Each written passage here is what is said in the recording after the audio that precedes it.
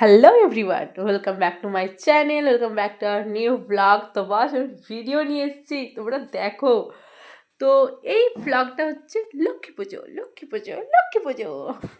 তো এই যে আমি দিদি এর পুচু সোনা এখন বেরিয়ে পড়েছি। তো কোথায় যাচ্ছি সেটা দেখার জন্য যাচ্ছিলাম হচ্ছে পুচু সোনাকে ডাক্তার দেখানোর জন্য, এবং আরও অনেক কাজ আছে। বাস তার জন্য তোমাদেরকে দেখতে হলে পুরো ভিডিওটা দেখতে হবে। তো যাই হোক, এটা হচ্ছে আমাদের বাড়ি থেকে সিমলাপাল যাওয়ার রাস্তা।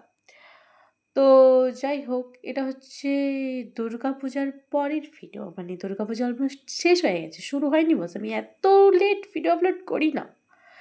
তো এটা দুর্গাপুজো শেষ হওয়ার পর প্যান্ডেল খুলছে, ভাই পুজো আসছে আসছে, এটাই ভালো।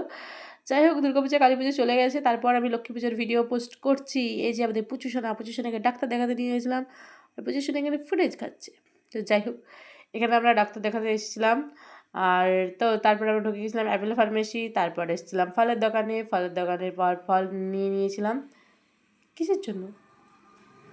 আরে বস, আগেই বললাম তো, লক্ষ্মী পুজো,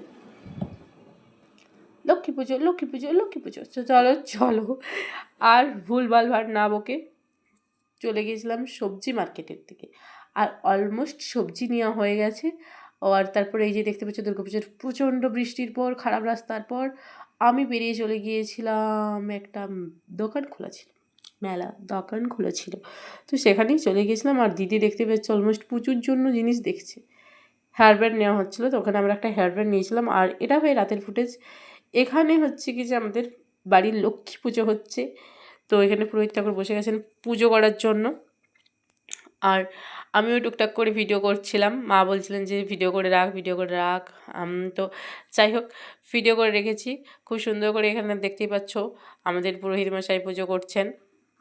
এই দাঁড়া দাঁড়া, চলো চলো, তোমরাও একটু মন্ত্র শুনে নাও। হ্যাঁ, লক্ষ্মী পুজোর মন্ত্র।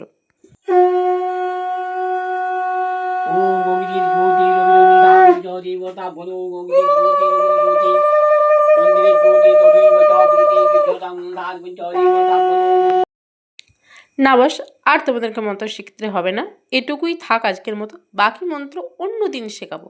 তো অনেক ধন্যবাদ আমার ভিডিওটা শেষ অবধি দেখার জন্য। Thank you everyone.